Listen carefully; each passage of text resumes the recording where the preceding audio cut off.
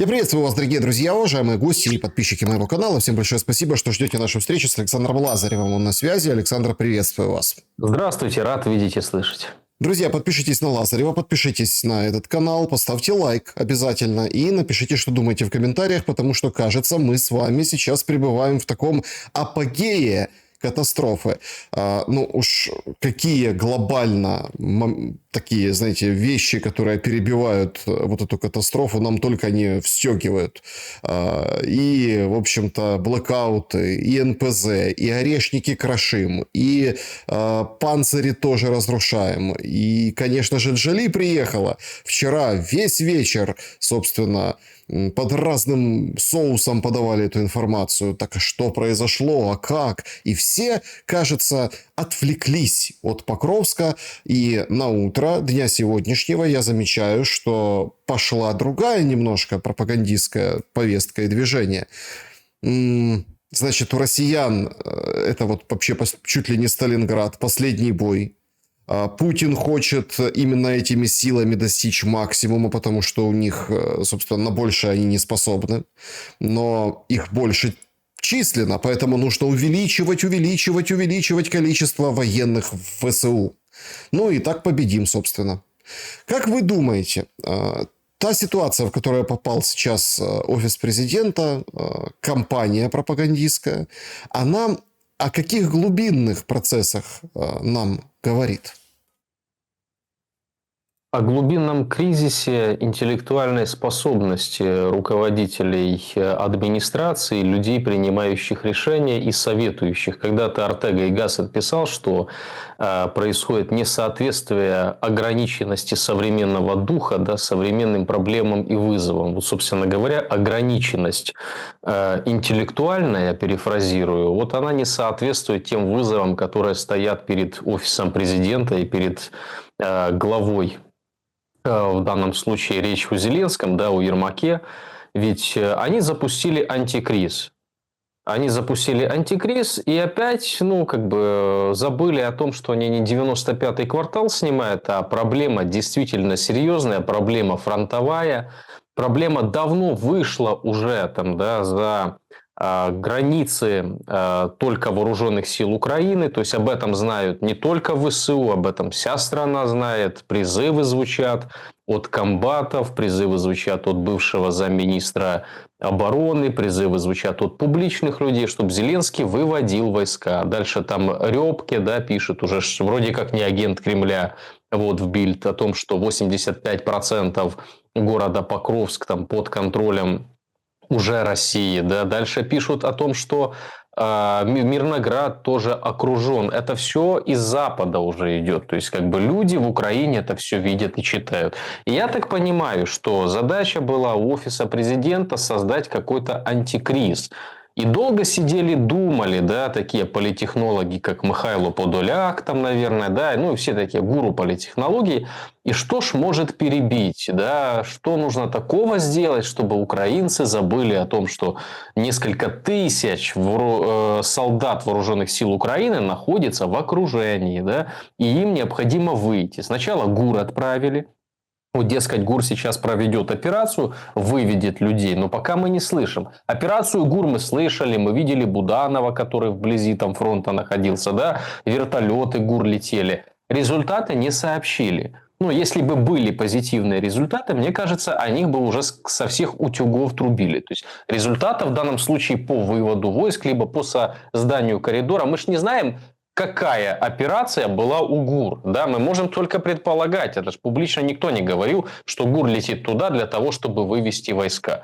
Зеленский начинает рассказывать о том, что он всех крошит, и никакий оккупант не пройде, и все, и сейчас будет прям сам приезжает вместе с Сырским, да, там в приграничье Покровска.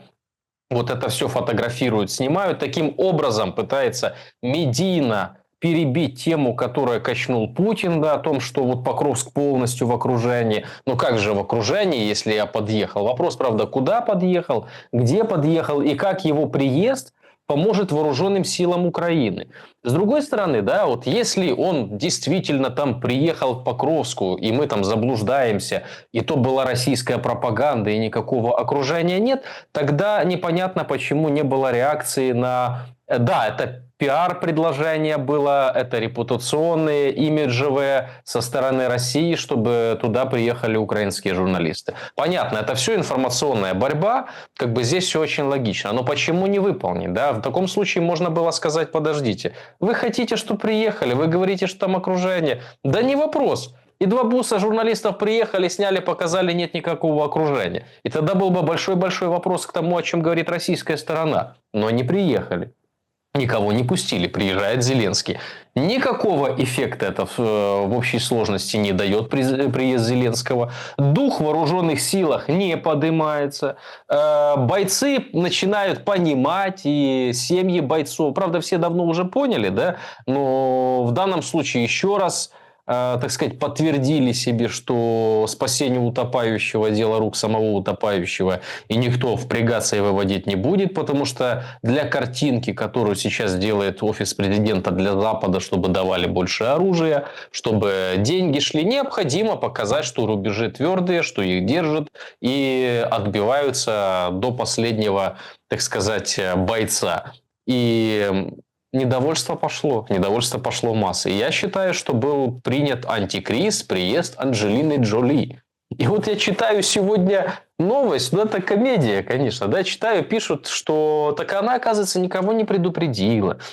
Она сама приехала, и причем в пешей прогулке прошла границу. Все очень удивились. Я представляю себе лица пограничников там, да, где-то в Львовской области, сидящих на границе. Тут идет какая-то тетка непонятная. А, это Джоли. Ну да, там, вчера Брэд Питт проходил, там, да, Джордж Клуни, сейчас Джоли пройдет. Ну, обычная рядовая ситуация. Звезды Голливуда гуляют. Вот, в Украину заходят. Ходила, в туалет попросилась. Да, ну, все как у людей. Вообще, это космос был, да, с этим туалетом. Это уже антикриз местного разлива. То есть, это антикриз Николаевского ТЦК, да. Значит, ну, негде же, наверное, было больше сходить в туалет, ну, кроме как в ТЦК. Я понимаю, что концентрация, да, определенных вещей в ТЦК гораздо больше, чем, наверное, в отхожих местах, но, тем не менее, вот решили сходить туда. Ну, сходила. Вот. То, что там не арестовали, а приняли ее охранника, и она пришла, просила там. Ну, вы же понимаете, насколько вообще это все абсурдно. То есть, такое чувство, что мы обсуждаем, не знаю, фильм «Идиотократия», когда-то такой был в 90-х или в нулевых. Вот. Тут действительно вот такое ощущение, что мы обсуждаем это кино, а не реальность управления государством. Есть же законы управления. Вот, и они очень просто звучат, что управляющая система должна быть сложнее управляемой. В ином случае просто управление невозможно. А в ином случае получается вот Анджелина Джоли, туалет ТЦК в Николаевской области, принимают ее охранника. И я вчера читаю эти новости, я в шоке сижу. Просто, ну, комедия, да. С другой стороны, ну, это весело. Но это не весело тем семьям, тех бойцов, которые сейчас в Покровске находятся в окружении, да, которые теряют близких, которые сами там на грани выживания. А тут Джоли гуляет с детками там. И опять-таки еще один вопрос. Вот самый важный вопрос. Ну неужели кто-то думает, что это бесплатная акция? Что Анджелина Джоли приехала в этот раз бесплатно? То есть в прошлый раз. Мы же слышали сливы вот эти вот цифр. Сколько кому платили. Кому $1 миллион, кому 2, кому больше. В зависимости от масштаба личности оплачивали этим людям. Не людям, звездам Голливуда, да, которые приедут поддержать Украину. И лично Владимира Александровича Зеленского, если вспомнить, ему даже кто-то Оскар подарил. Я думаю, это тоже входило в таксу. То есть, если так, без Оскара, то $1 миллион, с Оскаром $1 200 000. То есть, ну, что как приятно человеку было. В данном случае деньги, которые могли бы пойти не знаю, там, семьям погибших, да, как-то тем же бойцам раненым помочь, потому что, ну, многие публикуют, чем кормят, например, солдат, то есть, какое продовольствие. То, конечно, лучше несколько миллионов долларов отчехлить для Анджелины Джоли, ей же эти деньги нужнее, и пиар гораздо нужнее для Зеленского, чем спасение жизни вооруженных сил, там, солдат вооруженных сил. Это же отношение к своему, это не отношение к противнику, это даже не отношение к пленному, да, это отношение к своему. То есть ты пытаешься патриотизм какой-то, да, вот сорта постоянно звучит твоего, ты выступаешь потужно, милитариформа, все такие воевничи. Вот. А в итоге что получается? Вот реальные люди, вот которых ты туда отправил. Там еще нужно посчитать, какое количество из этих ребят добровольцев. Мне кажется, не больше 5%, да, потому что мы сейчас видим, как мобилизация проходит. И вот к ним отношение, вот реальный патриотизм власти. То есть, как они относятся именно к вооруженным силам. А на этом они же пытаются стоять. То есть, это один из самых главных столпов, на который опирается сейчас Зеленский, армия. Потому что он Че Гевара. Мы же видим, как он одет, ему берета только не хватает. Вот. Но отношение к людям, отношение к солдатам очень демонстративно. А вот насчет ТЦК Николаевского я просто жду, когда на каких-то этих площадках появится тот унитаз, в который имела возможность, да, которым имела возможность воспользоваться Анджелина Джоли. Ведь подобная история уже была. Была во Львове, когда она в 22 году приезжала в кафе, где-то сходила в туалет и выставили унитаз на продажу. Ну, кто-то, наверное, купил, да, не знаю кто. Ну, вообще, знаете, это, конечно, парадоксально. Но, с другой стороны отражает дух времени.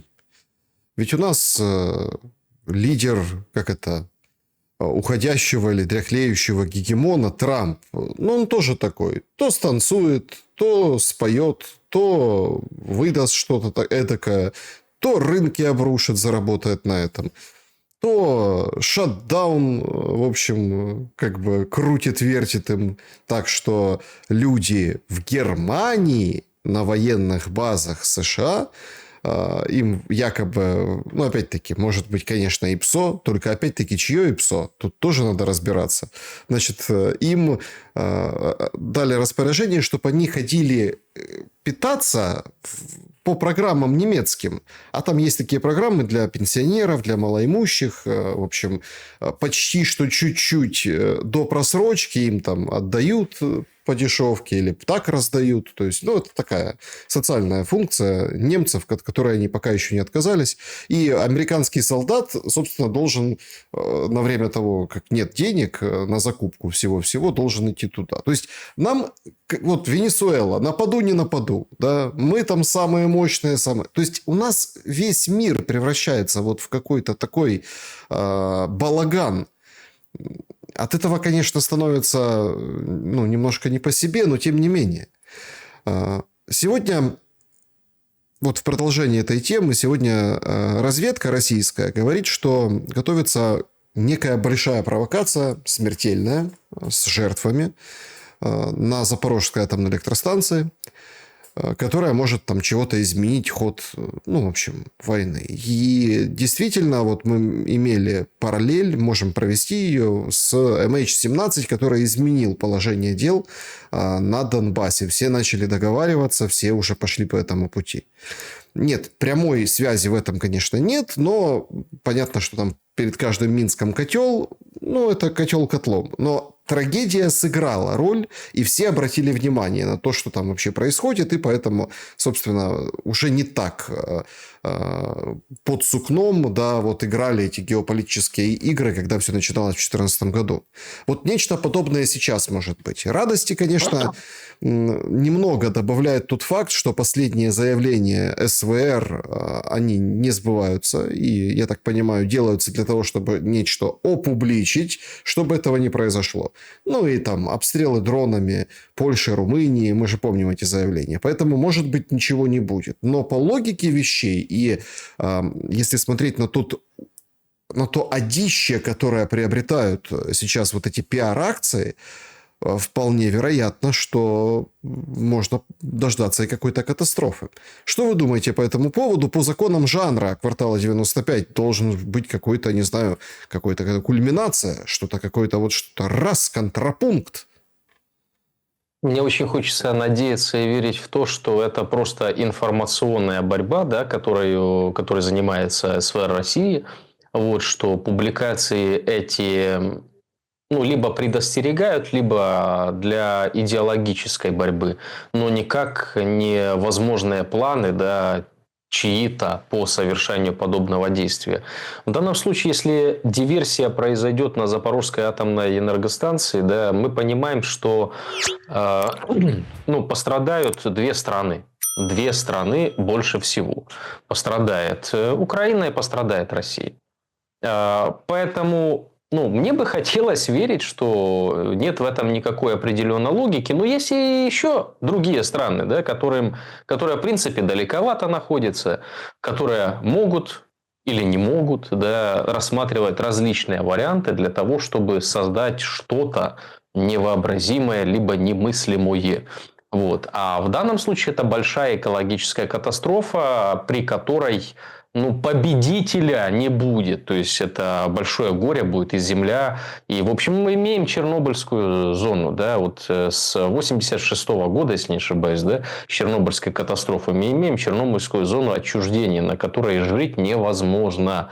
На которую, чтобы попасть раньше, до войны, там пропуск оформляли и, в общем, там радиацию потом измеряли. Это очень такие острые вещи, я надеюсь, которые не будут применяться. Но еще раз, существуют разные стороны в данном вопросе, и те, которым, в принципе, экологическая катастрофа погоды не сделает. Что касается возможности какой-то точки накала, после которой начнутся переговоры или начнутся, я не вижу сейчас. Я не вижу той точки накала. Я думаю, что после самого высокого уровня напряжения может просто еще больше оно повыситься. То есть могут применяться другие тактики, другая стратегия по отношению к боевым действиям. Нет логики стратегической в политическом смысле сейчас заканчивать этот конфликт. Я не вижу логики ни со стороны США сейчас. Что бы Трамп ни заявлял, мы видим, что он дистанцировался политически. Он рассказывает, да когда вы уже эту войну закончите? Я закончил 8 войн, вот еще 9-я, повоюйте уже до Талова. Вот, у вас же есть такая возможность, вот и вы повоюете. То есть я не буду вас торопить.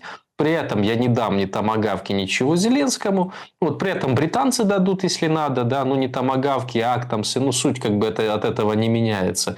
Дальнобойные ракеты, которые по факту-то в зоне боевых действий тоже погоды не сделают. То есть это все для картинки, что вот Украина может нанести удары вглубь России. Вопрос, какая реакция будет? Вот накал я вижу в том, что могут быть нанесены удары вглубь России британскими ракетами «Актамс», которые передали. Вот, и может последовать какая-то жесткая реакция. Жесткая очень, да, об этом, давайте ж не забывать, что Путин 2 недели назад озвучил, что реакция будет, как он сказал, немыслимая, да он не сказал симметричная в этот раз, он какую-то другую формулировку подобрал, да, там более жесткая. Вот, поэтому в данном аспекте я вижу возможность эскалации, которая потом приведет к еще более сильным боевым действиям по линии разграничения, возможно, в других регионах страны. Еще немаловажный момент. Вот сейчас в России, да, резервистов призывают для защиты военных объектов. Таким образом, я так понимаю, что количество вооруженных сил будет повышаться. Понятно, что эти люди не пойдут воевать напрямую на фронт, но то количество солдат, которое сейчас находится на фронте, плюс контракты, которые подписываются, плюс уровень стимулирования, производства оружия, и это все публикуется, и это все на фоне носителей ядерной полезной нагрузки, которая проходит испытания и демонстрируется для Запада. Зачем это сейчас демонстрируется? Я не верю, что в данном конкретном случае речь идет о Карибском кризисе 2.0, что рука на кнопке. Мне кажется, демонстрация это происходит для стран НАТО, но не для главной страны НАТО, а для тех, которые находятся в Европе. Что Россия будет дальше действовать в зоне боевых действий так, как она планирует. И, скорее всего, это согласовано было с Трампом в Анкоридже. Мне почему-то кажется, что какой-то определенный консенсус был достигнут. Если вы делаете так, то Россия поступает так. Если Россия так поступает, то Трамп, например, там поступает по-другому. А все санкции – это все игра для приезжих, для отвлечения внимания. Мы с вами обсуждали, когда только ввели санкции против Лукойла и Роснефти. Я тогда сказал в вашем эфире, это зрители могут проверить, что пострадают в основном зарубежные держатели акций и будут продавать.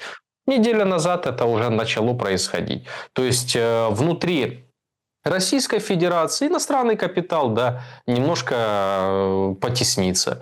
Но никто не отказался от закупки. То есть Китай покупает, Индия покупает. С одной стороны санкции, и вроде бы жесткие, страшные, и звучало на весь мир. И теперь Трампа не обвинишь в какой-то пророссийскости или, не дай бог, сговоре с Владимиром Путиным. Не дай бог об этом сказать. Он же санкции вел жесткие по нефтянке, по сердцу российской экономики. Прям в точку ударил.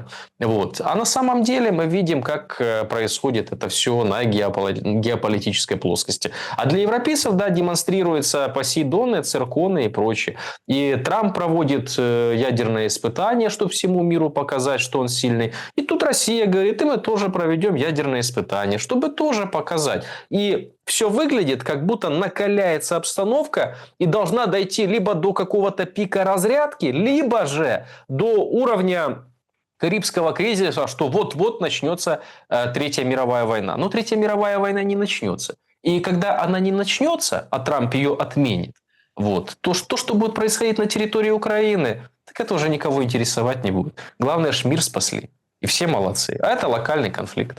А об одном из спасителей мира сегодня большой материал, достаточно внушительный, публикует «Украинская правда». Значит, Миндичгейт.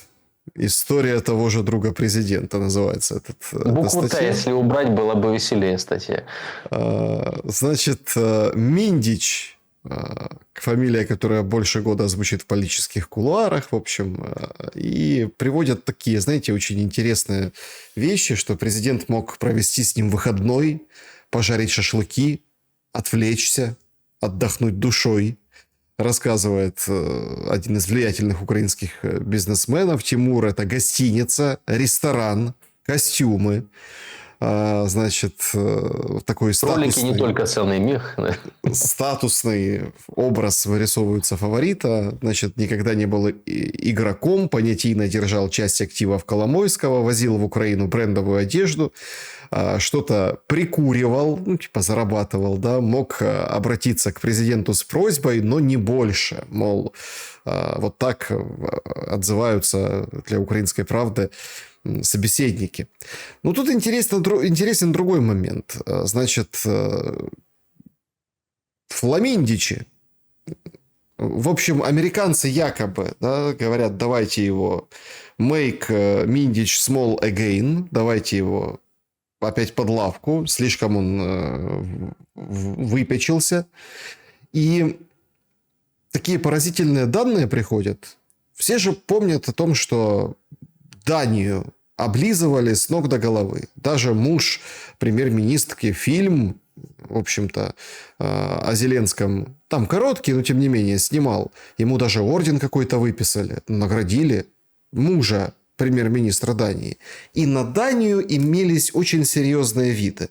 Там построить завод по изготовлению ракетного топлива для этих фламиндичей.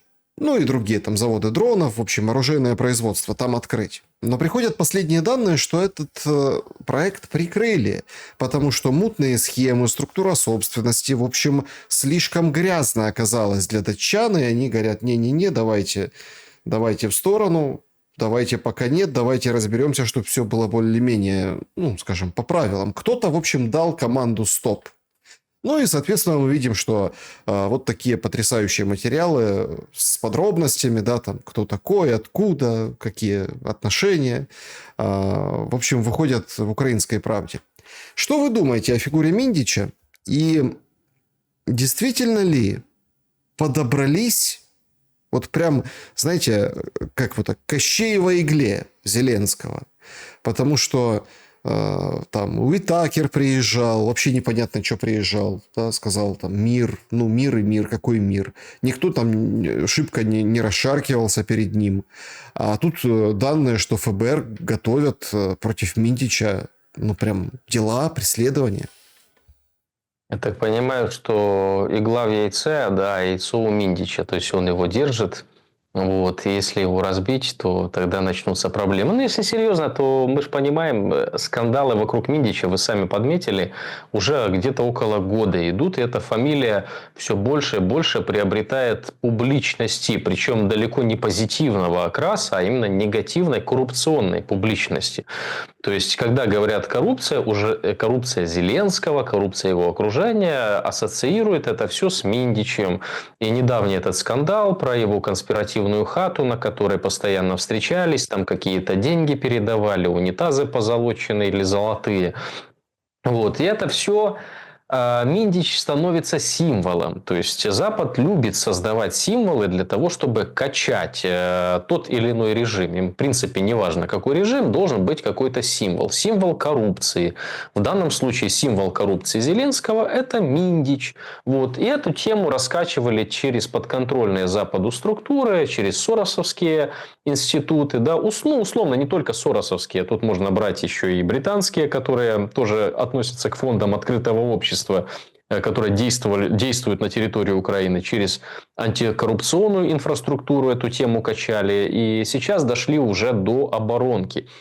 Но если копать глубже, то пусть тогда дадут ответ, либо выпустят еще одну статью в западной прессе, хотя в «Таймс» уже об этом публиковали, но никакой реакции не было, что главным производителем дронов в Украине является компания, которая раньше с 95-м кварталом сотрудничала по подбору актеров для фильмов. То есть, каким боком эта компания с Минобороны имеет контракты на миллиарды долларов.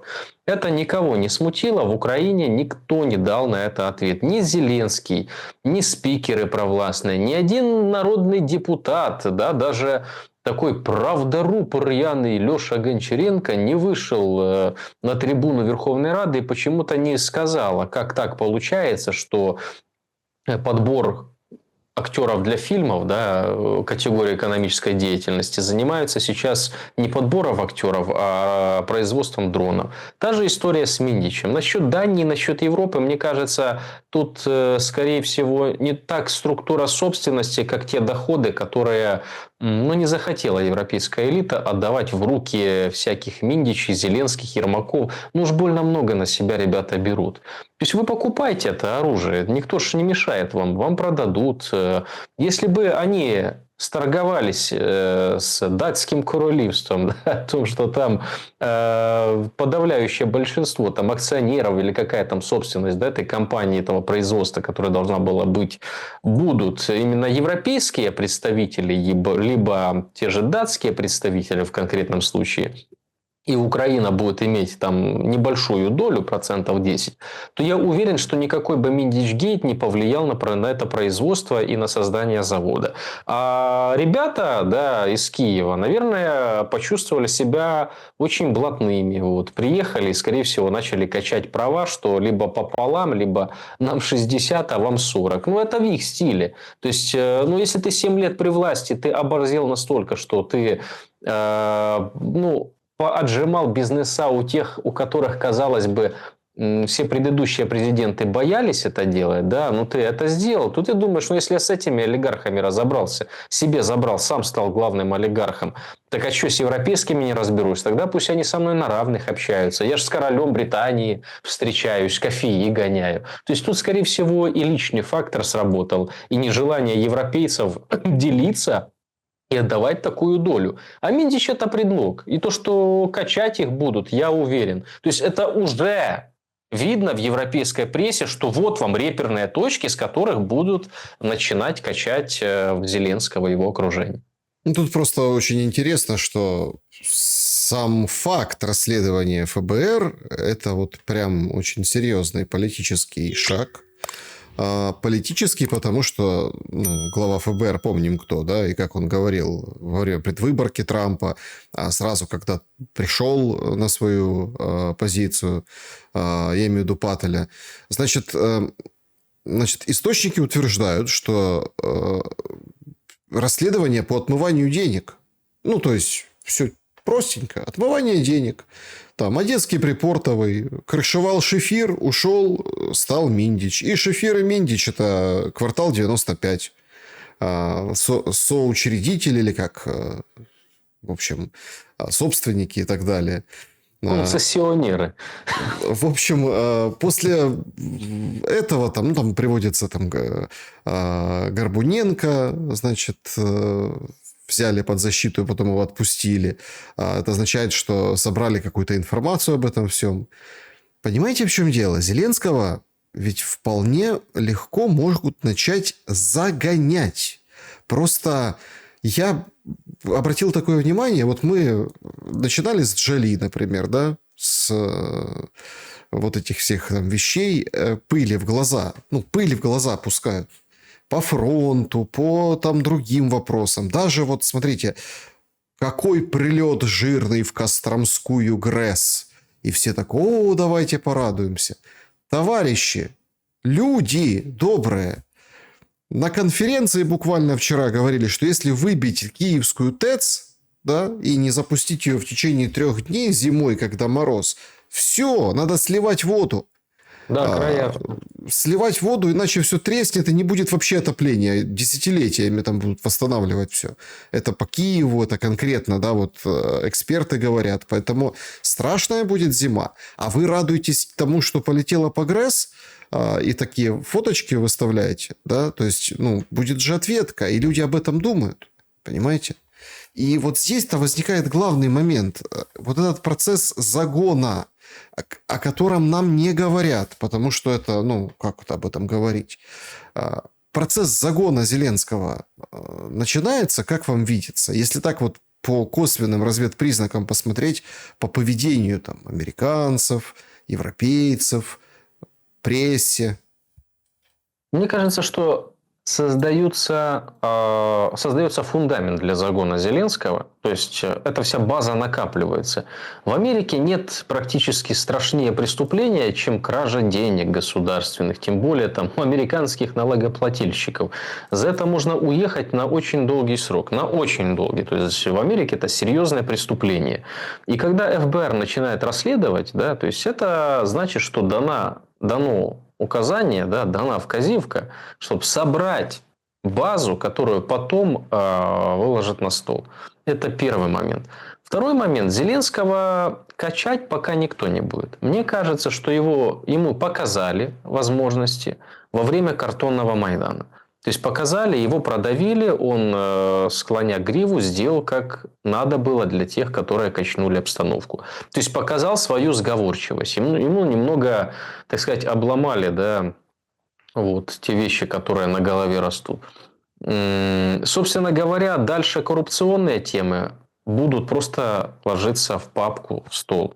И в любой момент, когда Зеленский решит взбрыкнуть лишний раз, решит отказаться от тех гарантий, тех договоренностей, которые он давал, в том числе Америке, в том числе Британии, эта папка, она просто будет опубличена полностью. Против него заведут уголовные дела. Я думаю, что его держат очень плотно на крючке, когда он же сам неоднократно заявлял: я планирую, мне 46 лет, я молодой парень, я планирую потом уехать, путешествовать. Ну, если тебя подадут в Интерпол, и тебя будут разыскивать Америка за хищение средств, за преступления там, против человечности, а там, поверьте, если он перейдет им дорогу, там такие преступления нарисуют. Да? Мало того, что их достаточно есть, вот, которое просто необходимо поднять. Сейчас же не случайно всплывает, что в ЕСПЧ 694 дела против государства Украины зарегистрировано. А сколько еще может быть зарегистрировано? А скольким делам ход дадут? А потом это может стать поводом, чтобы ввести санкции лично против Зеленского, против его окружения, Миндичей, Шефиров, Ермаков и прочих. А это значит, что деньги, которые они вывезли, да, а неважно, как они, вряд ли они в наличке все вывезли, да, и это нельзя будет отследить. Хотя какая-то часть налички там присутствует. Это банковские счета, это офшорная компания, ведь здесь работает на Западе SWIFT. То есть это все можно проверить, можно отследить, откуда, куда, какие бабки, в каких ячейках и на каких электронных носителях лежат. И даже если у него в биткоинах там миллиарды долларов, об этом ж мы тоже слышали, да, сливы обсуждения были, что там и Миндич фигурировал, вот и Чернышов про биткоины, про миллиарды, то не факт, что ты их обналичить сможешь. Ну, тебе просто могут не дать. А те, которые обналичат, потом могут сотрудничать с тем же ФБР, и тебя возьмут на этом. И сядешь в тюрьме, в США. То есть, та инфраструктура, которую американцы выстроили в западном мире по отслеживанию денежных переводов, она работает как швейцарские часы. И все его счета могут быть заблокированы. И это только один шаг, который они могут предпринять. А дальше это лишение свободы. Это отъем полностью всего имущества, которое есть. Под основанием, что это деньги ворованы. Американские. Они не скажут, что ты украл у украинского народа. Они скажут, нет, это Байден дал тебе, чтобы ты оборону выстроил, а ты украл наши бабки. Важный вопрос. Это все может как бы происходить, то, что вы красочно описываете, при условии, что война не закончилась? Да. Может. Во-первых, оно может происходить. Во-первых, мне кажется, что оно и будет происходить после того, как война закончится. А в момент, когда, например, у Трампа будут новые условия, которые ему могут выдвинуть, там, например, с российской стороны, если вы хотите сотрудничество там, по стратегическому направлению, к примеру, чтобы Россия не пошла на всецелое слияние с Китаем. Мы сейчас видели, что Мишустин подписал с Си Цзиньпином, да, какой меморандум. И там у американцев, вся система Киссинджера, она просто разваливается. Если это будет воплощено в жизнь, да, и там общая оборона, общая стратегия, разработка Севморпути, Арктика, Луна, там история общая, дипломатические действия, согласованные в ООН, там оборонительные действия в регионах, это прям военно-политический блок. И сейчас, кстати, американцы, они как раз за ними сейчас шаг. Вот что предпримет Трамп? На что готов пойти Трамп? У русских сейчас в данном случае очень удобный расклад, очень удобная ситуация. Понимая, что у американцев главный противник – это Китай. И если Китай объединится с Россией, а Трамп это прекрасно понимает, Китай получит тот ресурсный потенциал, с которым его экономика просто в космос улетит. Это объективные, понятные вещи. И сейчас мяч на поле Трампа, на его стороне поля. И от него зависит, что он будет делать. И если при каких-то переговорах и Трамп будет общаться с Путиным, сейчас многие могут написать, что вот ты фантазируешь, никогда Россия против Китая не пойдет, дорогие друзья. Это политика. Это политика. Не существует в политике друзей и врагов. Весь интерес. Эта фраза работает. Не просто фраза, это путеводитель. Поэтому вопрос, что предложит Трамп. А могут же сделать так, что вы, пожалуйста, русские, вот здесь, понятно, сотрудничайте, а вот за эти грани не заходите с китайцами. А мы вам за это, например, по Украине уступим где-то. А здесь уже Зеленский может включиться и сказать, а я с британцами не согласен. Мы по-другому будем вести. И тут этот механизм может сработать во время войны. Понимаете, в чем дело? Тут такое тоже. Трамп как-то не так играет, как это описывается, или так, как от него ждут. Это тоже нужно признать. Потому что у него сегодня встреча с лидерами центральноазиатских стран. Они прям к нему приезжают. То есть, вроде казалось бы, да? Но это ведь тоже про Россию во многом. Про Россию и Китай во многой, скажем так, доле. Как вы прокомментируете вот эти, выползания США туда? Я подчеркиваю, это ведь, смотрите, вот многие говорили, например, да, о том, что, ну, вот когда там Армения, вот, или там, или еще, например, сложнее возьмем, да, там Таджикистан, Узбекистан, там американцам вообще ничего не светит, потому что они там ни черта не волокут, они не понимают, как там устроена политика, роды, кланы, традиции, преемственность. То есть это абсолютно не про американскую модель. А там это, ну, там очень нужна глубокая работа, чтобы условно вот эта соросятня, ну, просто до Трампа мы понимаем, да, это Сорос, движение Сороса, фонды Сороса, адаптировать под те реалии. И многие, это, кстати, очень важная мысль, очень многие аналитики грамотные, они говорят, что это наоборот выглядит как заманивание Америки туда, потому что она оттуда уже не выгребет.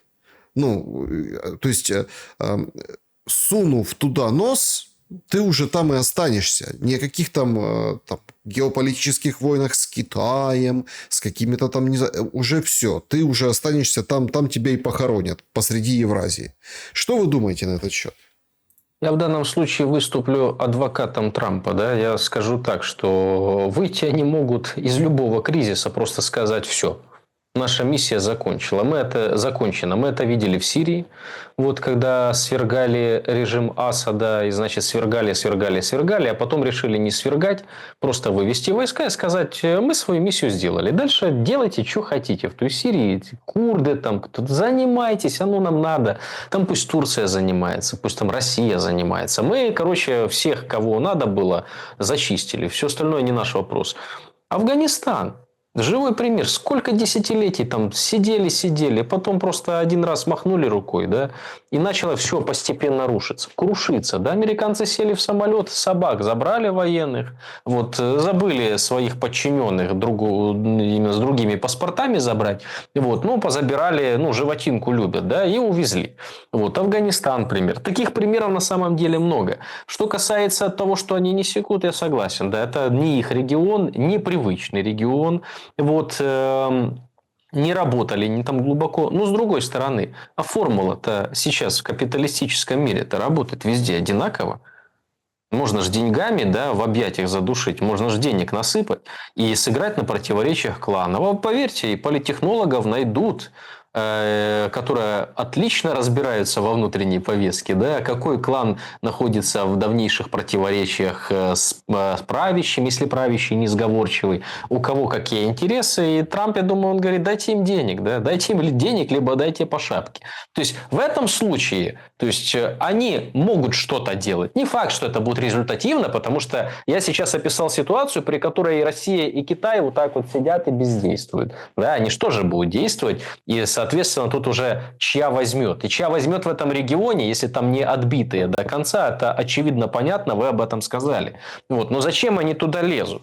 Во-первых, возможность сыграть на этих противоречиях. Во-вторых, ну, Россия с Китаем-то ж в регионе США тоже присутствуют и занимаются поддержкой, к примеру, той же Венесуэлы. Вот, а это задний двор США. И тут уже качели начинаются. Ах, вы там, то есть Мадуро обратился за военной помощью и поддержкой к России. Хорошо, то есть вы будете оказывать Мадуро. А недавно же с России звучало, что там могут и орешник туда дать. Ну, типа, если надо, будет, конечно. Хорошо, тогда мы здесь будем действовать, то есть в этом регионе. И никто уже не поспорит, что, например, тот же член ОДКБ Армения, да, но является проамериканской страной. Даже если взять американское посольство, самое большое посольство в регионе находится в Армении. И взгляды того же премьер-министра Пашиняна, да, на геополитическую ситуацию. Он, конечно, пытается а-ля играть, но не является очень большим и продуманным игроком. И частенько попадает в западню, которую сам себе выстраивает. Та же история на территории, например, и Азербайджана. Вот, там, конечно, гораздо более умный управленец и правитель, потому что Ильхам Алиев не первый год, да, и уже даже десятилетия при власти, и преемственность после Гейдара Алиева. Это не журналист, который пришел к власти на Майдане, как в Грузии, да, многие пришли, и стал таким прям крепкой рукой чиновникам там борется со всеми. Здесь немножко другая система, это же клановость. И не забываем Эрдогана, который поддерживает. То есть, ну, американцы все равно туда пытались влезть. Сейчас видим некое потепление, да, между Азербайджаном и Российской Федерацией. Понятно, эти качели, они будут постоянно происходить. И попытки Трампа не пряником, а кнутом сыграть с той же Российской Федерацией, конечно, тоже будут. У него же постоянные пробы. У него как в бизнесе стратегия, да, мы сначала давим, если не давится, то дальше нужно договаривать. А если мы видим мягкость где-то, то необходимо еще сильнее надавливать, пока мягкость не станет твердостью. Да? Главное, чтобы обратная реакция не пошла. Это видим и на встречах, и на переговорах, и на тех соглашениях, и даже на поведенческих, невербальных каких-то моментах это очень сильно отображается. Поэтому буду действовать всячески. Но я говорю, как возвращаясь к нашему вопросу, могут ли по Зеленскому именно начать какие-то дела еще во время управления Украиной, я думаю, да. Если он вместе с британцами пойдет полностью в противовес с позиции Трампа, тогда он может задействовать все рычаги, которые сейчас готовятся, и многие из них уже полностью подготовлены. Александр, ну так вдогонку прокомментируйте избрание в Нью-Йорке мэра 34-летнего. Это очень показательная история. Сорос первый его поздравил. Вот этот Мамдани, да. Вы знаете, кажется, что... Ну, понятно, там торжествуют демократы. Это вот победа на выборах. Причем не только в Нью-Йорке, а еще там на других довыборах. В общем, смотрите, Трамп повержен, демократы возвращаются. Но вот эта вот история с мусульманами, она же... Ну, и плюс еще социалистами. Некоторые вообще говорят, это коммунист. С 1 января все. Надо прощаться с Нью-Йорком, уезжайте все из Нью-Йорка. В общем, такие, знаете, ну, моменты. Это тоже пытается взять на вооружение Трамп и говорит... Понятно, что там христиане в Нигерии его мало волнуют, его волнует нефть в Нигерии. Но, тем не менее, Трамп берет риторически эту тему, что, смотрите, христианство – самая угнетаемая нация, ну, это вероисповедание, самое угнетенное вообще люди, религия, да. Причем он тут окучивает всех туда, вот всех до кучи, все христиане. А вот этим противопоставляет там мусульманам. Даже вот у меня в комментариях в каком-то из эфиров шутили люди, ну, пользователи, которые смотрят, зрители, спасибо им большое. Говорят, так чего вы... Ну, в каждой шутке есть доля шутки. Говорит, чего вы вот это вот все? Ну, все к этому идет. А в Украине кто у руля? Ну, вот кто у руля в Украине? Вот вы все так говорите, вот, там, удивляетесь британским мэрам, которые там в Британии все же поголовно, все мусульмане, все темненькие вот эти из Пакистана, родом там, да, из Индии и так далее. Так а в Украине кто? Показывали же недавно заседание Минобороны при Умерове, да, все, куда ни кинь глазом. Умеров там какой-нибудь. Ну, все уже говорят, вполне себе может быть Умеров вторым таким Мамданей, понимаете? Мамданя Умеров.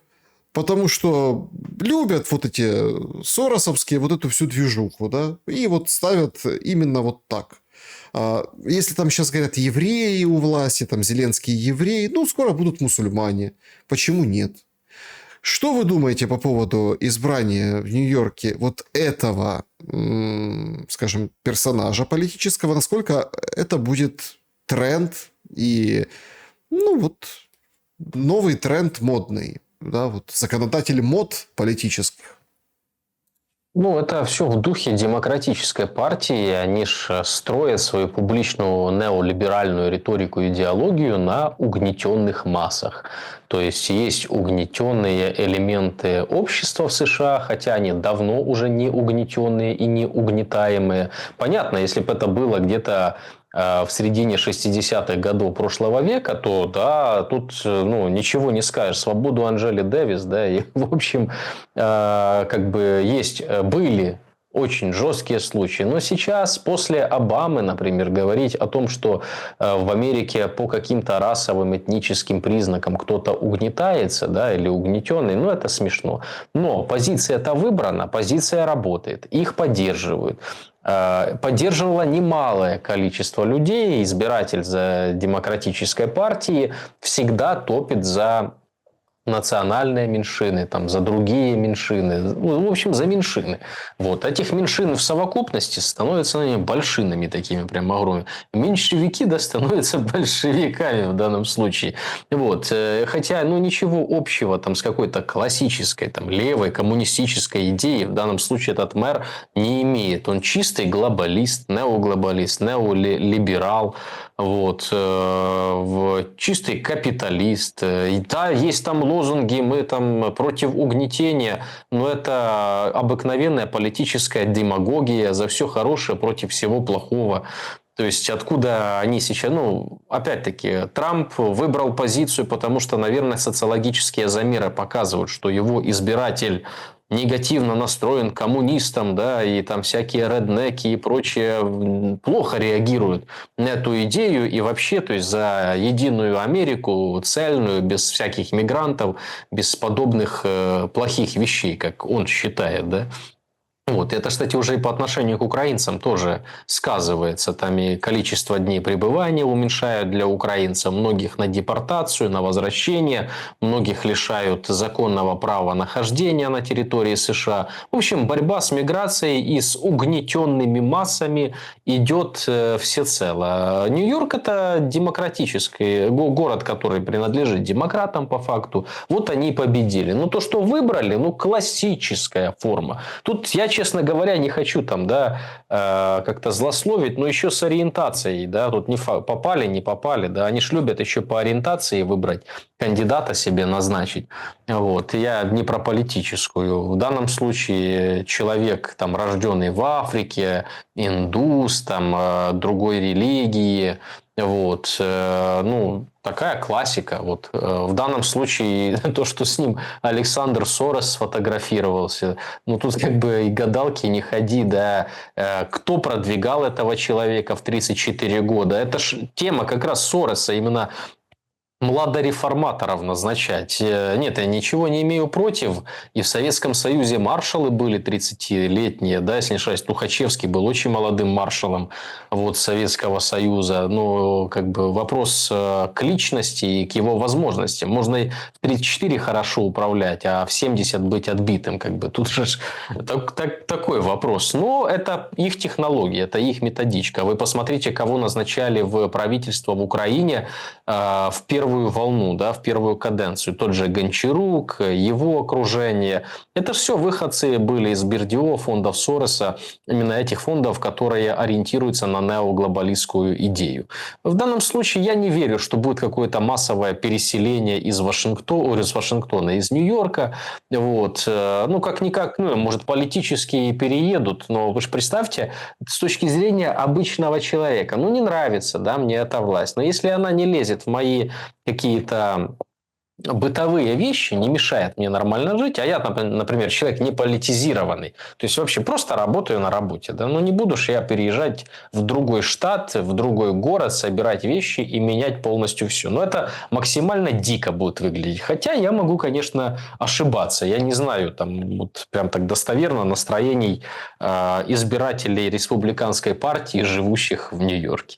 Ну, вы знаете, мы тут как два украинца сидим, общаемся о том, что вот смотрите, власть не лезет, там не влазит.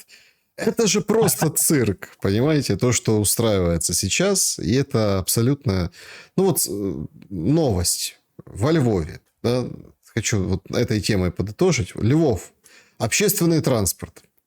Ссора. Ну, понятно, сейчас скажут. Русскоязычные, там... Нет.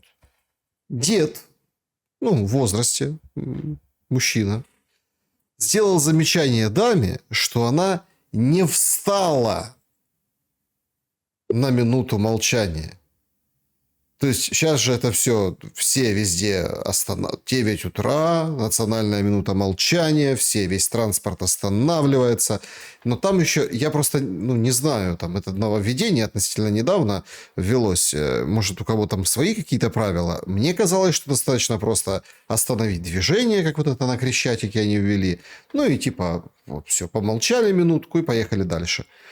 Но это, оказывается, там ты сидишь в маршрутке или в автобусе, или где там в троллейбусе, а надо встать. Ну, то есть, что это ты тут расселся? И вот за это поругались. Вы знаете, очень страшно становится, что вообще из себя будет представлять Украина и как ее колят, причем разрывают по многим линиям, но это отношение к войне, это тоже линия, по которой происходит разрыв. Дрессируют такое ощущение. Дрессируют. Это как вот владыку Арсения. Дрессируют. Это же дрессура. Мы сейчас тебе сделаем одище, куча заседаний, СИЗО-1, СИЗО-2, вот это все. Давай, поменяем тебя, давай. Понимаете? Давай. Причем с точки зрения обычной логики, слушайте, сколько там тому Святогорску осталось? Условно, да, то есть в любом случае, дай бог, чтобы не разбили, когда вот эта война туда подойдет еще ближе. Она очень близко к Святогорску. Это Донецкая область.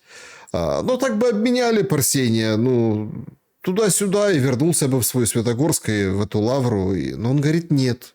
Потому что я не отказывался от своих братьев, от своей паствы. Я не отказывался от солдат ВСУ. И они от меня не отказывались. Которые, собственно, верят в Бога, да, которые с верой, с монастырем.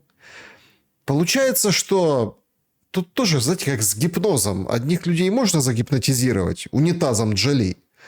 А других людей уже, они не поддаются этому гипнозу. Каких больше в Украине сейчас? И к чему все идет?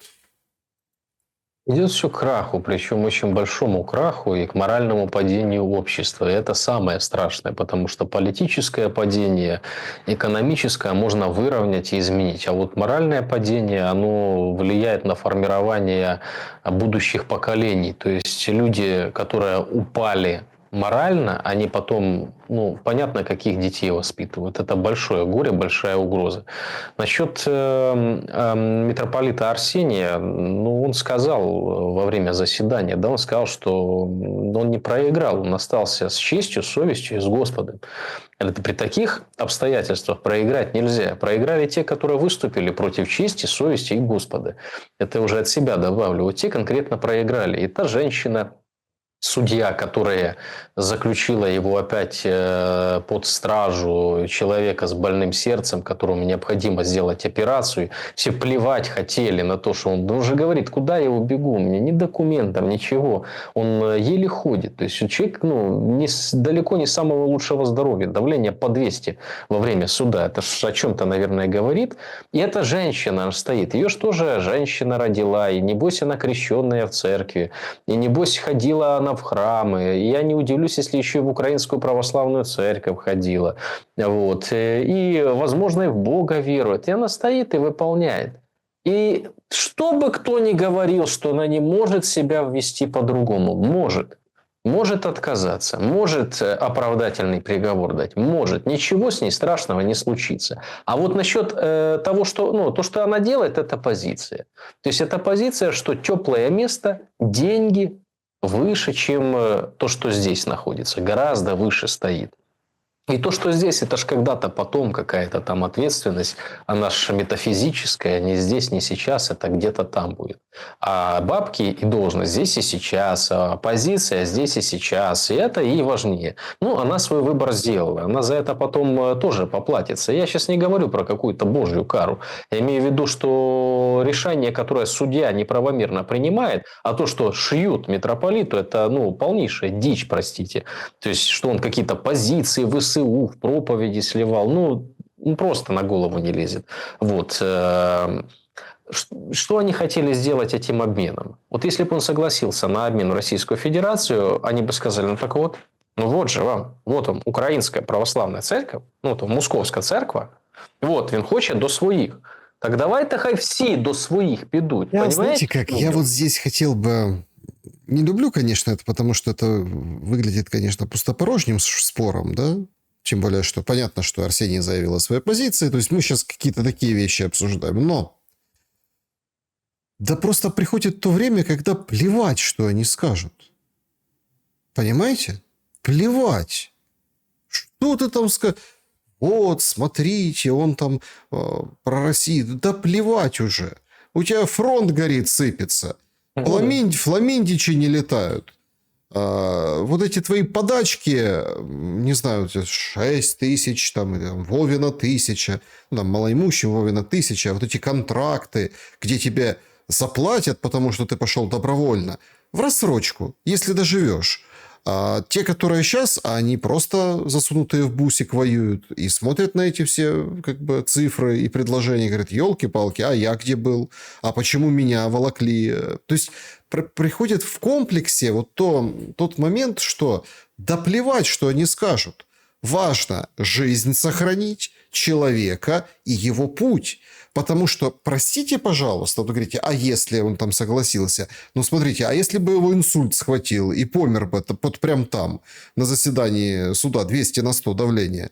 Ну, вот что? Они на это рассчитывали. Они рассчитывали, что не будет человека, не будет проблемы. Мы с вами, так сказать, мирские люди, да, и нам тяжело мыслить, как мыслят, к примеру, монахи. Ну, я лично за себя говорю. Он здесь не живет, он здесь временно находится. Он мыслит, у него другая жизнь, он думает о вечной жизни и живет мысленно там. То есть для него, что здесь будет, в тюрьму его посадят, сердце остановится, дай бог ему 100 лет жизни и здоровья крепкого. Это не так сильно играет роль, как то, как он потом будет перед Господом.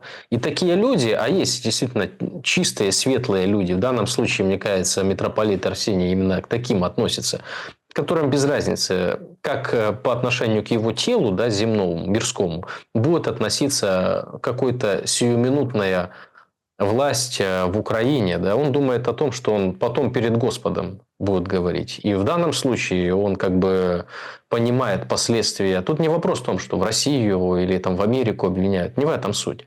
Он прекрасно понимает, что если он согласится на обмен, ему лично станет легче, ну, как человеку физически здесь сейчас, да, я не про душу уже говорю, я имею в виду как человеку.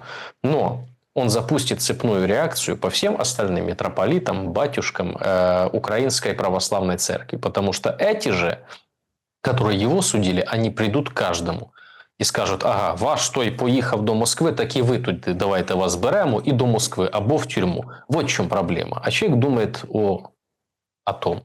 И вот самое важное, что и, увы, об этом не думает ни Зеленский, ни Миндичи, ни Ермаки, ни Шефир. А вот это все мирское, оно заканчивается. Жизнь вечная, она вечна.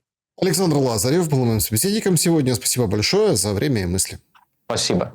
Друзья, благодарю, что посмотрели это видео. Напишите, что думаете в комментариях. Поставьте лайк, не забудьте. И, конечно, всем добра и света. Увидимся.